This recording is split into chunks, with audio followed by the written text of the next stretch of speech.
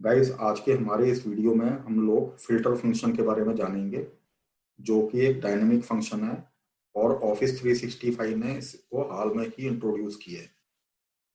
जैसा कि आप वीडियो में देख पा रहे होंगे कि नीचे ब्रैकेट में मैंने लिखा है RIP एडवांस फिल्टर। इसका मतलब ये है कि इस फंक्शन ने एडवांस फिल्टर को पूरी तरीके से RIP करने के लिए मजबूर कर दिया है। अब देखिए, इसको हम एग्जाम्पल की सहायता से कैसे समझेंगे। हमारे पास यहाँ पर 3 शीट्स हैं: single criteria, multiple criteria and raw data. तो अगर मैं रॉ डेटा की बात करूं तो रॉ डेटा के अंदर हमारे पास ये डेटा सेट मौजूद है। और इस डेटा के अंदर गाइस, अगर मैं आपसे फॉर एन एग्जांपल मैं बोलता हूं कि किसी पर्टिकुलर मंथ का आप मुझे डेटा दे दीजिए। लेट्स से मैंने आपसे बोल दिया कि आप मेरे को अप्रैल 20 का डेटा दे दीजिए।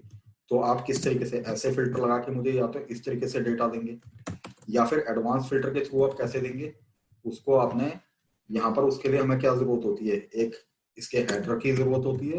एंड सेकेंडली, जैसे कोई भी एक पर्टिकुलर ले लेते हैं, जैसे अप्रैल 20 ही है, अप्रैल 20 मैंने इसके नीचे रख के यहाँ पर एडवांस फिल्टर को अप्लाई कर लिया और इस क्राइटेरिया रेंज के अंदर मैंने डिफाइन कर दिया कि ये मेरा क्राइटेरिया है, इसका डेटा मुझे फिल्टर करके कॉपी करके लेके आना है यहाँ पर। ओके, तो अगर आप यहाँ पर ध्यान देंगे तो ये सारा डेटा अप्रैल 2020 का ही डेटा है। लेकिन गाइस, अगर मैं कल की डेट में आपसे बोल देता हूँ कि मेरा मंथ चेंज हो गया, मैंने बोला कि मुझे आज मई 16 का डेटा चाहिए, let's say for an example, तो क्या डायनेमिकली ये डेटा चेंज हुआ है? नहीं। आपको इस डेटा को दोबारा यहाँ लाने के लिए सेम एक्टिविटी को परफॉर्म करना होगा। जबकि ये जो फिल्टर फंक्शन है, ये आपको बार बार की सेम एक्टिविटी को अप्लाई करने के लिए मजबूर नहीं करता है।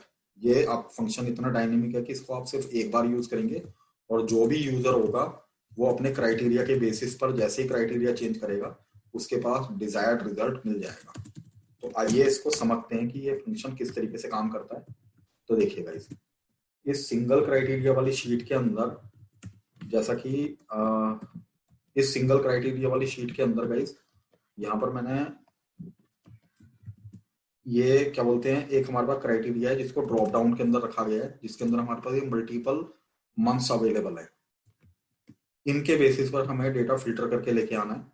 लेकिन ये फॉर्मूला कैसे काम करेगा, उस फॉर्मूले को पहले समझना जरूरी है, उसके सिंटैक्स को समझना जरूरी है।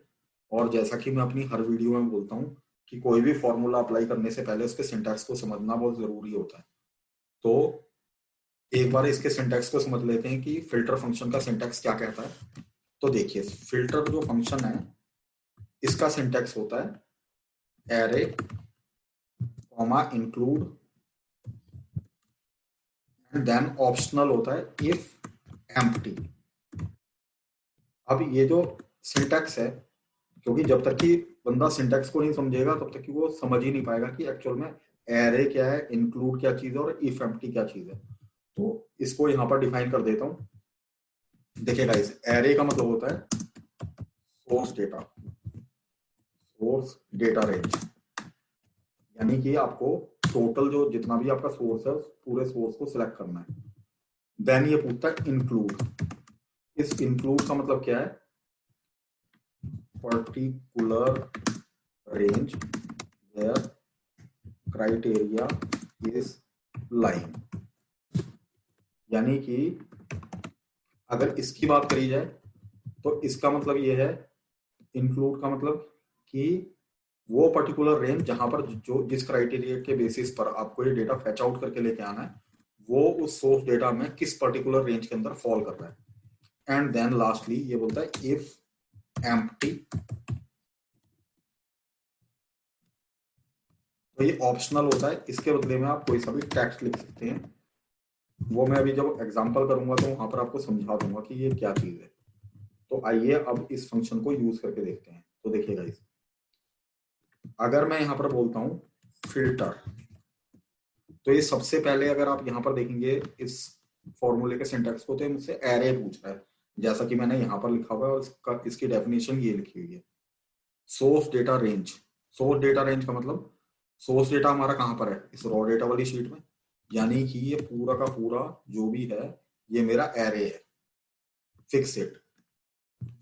देन आप लोगों ने क्या करना है, ये आप पूछता है इंक्लूड। तो इंक्लूड के केस के अंदर हमारे पास क्या चीज अवेलेबल है, हमारा जो क्राइटेरिया वो क्या है, मंथ। और इस डेटा वाली शीट के अंदर वो जो पर्टिकुलर रेंज है, वो रेंज कौन सी बनेगी, ये वाली रेंज बनेगी गाइस।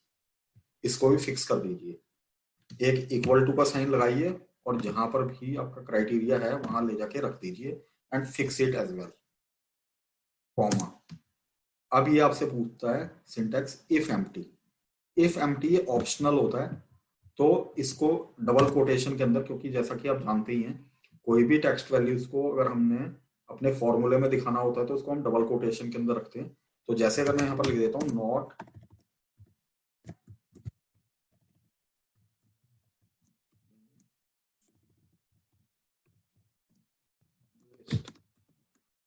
एंड, ये मेरा पूरा कंप्लीट फॉर्मूला है। अब जैसे ही गाइज मैं एंटर करूंगा तो आप मैजिक देखिए, कैन यू सी, एक ही बारी में सारा डेटा उठ के आ गया। और ये सारा डेटा कब का है, मार्च मंथ का। अब अगर मैं यहां से आके कोई सा ही मंथ चेंज करता हूँ, सितंबर, कैन यू सी, ये सारा सितंबर का डेटा है। क्या मुझे एडवांस फिल्टर की तरह बार बार की यहाँ पर जाके अपना डेटा चेंज करने की जरूरत पड़ी? I have given the user an option to choose the month only. जिस मंथ का उसको डेटा चाहिए वो मंथ को सिलेक्ट करे, वो डेटा उसको अवेलेबल है, डेटा उठाए और जहां पर भी उसको आगे भेजना है वहां पर भेज दे। तो फिल्टर फंक्शन गाइस इस तरीके से काम करता है। लेकिन अभी ये हमारे पास क्या है, single criteria. What if you have multiple criteria, उस केस के अंदर तो फिर थोड़ा सा समझने की जरूरत होगी ना गाइस। जैसे अगर मैं आपको ये बोल देता हूँ कि मुझे पर्टिकुलर मंथ में पर्टिकुलर एम्प्लॉय का डेटा दीजिए, तो उस केस के अंदर क्या करेंगे? उस केस के अंदर गाइस, ये मैं सारा कॉपी कर लेता हूँ यहाँ से, ताकि वहां पर भी इस चीज को दिखा सकूं आपको इस मल्टीपल क्राइटेरिया वाले एग्जाम्पल में। तो जैसा कि यहाँ पर फिर से देख लेते हैं, इसके अंदर यहाँ पर फिर से आपसे बोल दिया गया है फिल्ड, मतलब एरे का मतलब वही सोर्स डेटा रेंज है सब कुछ, लेकिन यहाँ पर जो हमें क्राइटेरिया दिए गए हैं, एक ये मंथ दिया हुआ है और दूसरा यहाँ पर एम्प्लॉय का नाम दिया गया है। अब इन दोनों के बेसिस पर ये कैसे उठेगा डेटा, तो देखिएगा इस, मैंने यहाँ पर बोला इक्वल टू फिल्टर। सबसे पहले पूछता है एरे। एरे का मतलब मैं यहाँ ऑलरेडी मेंशन कर चुका हूँ कि सोर्स डेटा रेंज, जो कि आपकी ये है, fix it. Now it's asking include. Include का मतलब मैंने क्या बोला था, particular range where criteria is lying. अब हमारे पास क्राइटेरिया तो दो है, तो गाइस हमेशा याद रखिएगा, व्हेन एवर आप इस तरीके की डेटा के ऊपर काम कर रहे होंगे जिसके ऊपर आपके पास मल्टीपल क्राइटेरिया होंगे, तो you will have to open your parenthesis first. यहां से अपना ब्रैकेट स्टार्ट कीजिए और वो पर्टिकुलर रेंज सिलेक्ट कीजिए सोर्स डेटा में जो कि आपका पहला क्राइटेरिया होगा। जैसे मेरा पहला क्राइटेरिया क्या है, जुलाई। तो मैं इस रॉ डेटा वाली शीट के अंदर आके यहाँ से ये मंथ पूरा मैंने सिलेक्ट करके फिक्स कर दिया इसको, and then I have given an equal to sign. और इस इक्वल टू साइन को मैंने डिफाइन कर दिया इस A1 के में, जो हमारा मंथ का जो नेम लिखा हुआ है। Close your parenthesis guys. Now पहला क्राइटेरिया तो हम लोग मीट कर चुके हैं, दूसरा क्राइटेरिया लगाने के लिए यहाँ पर बस एक छोटा सा डिफरेंस है। You will have to give an asterisk here, this star, and then again open your parenthesis.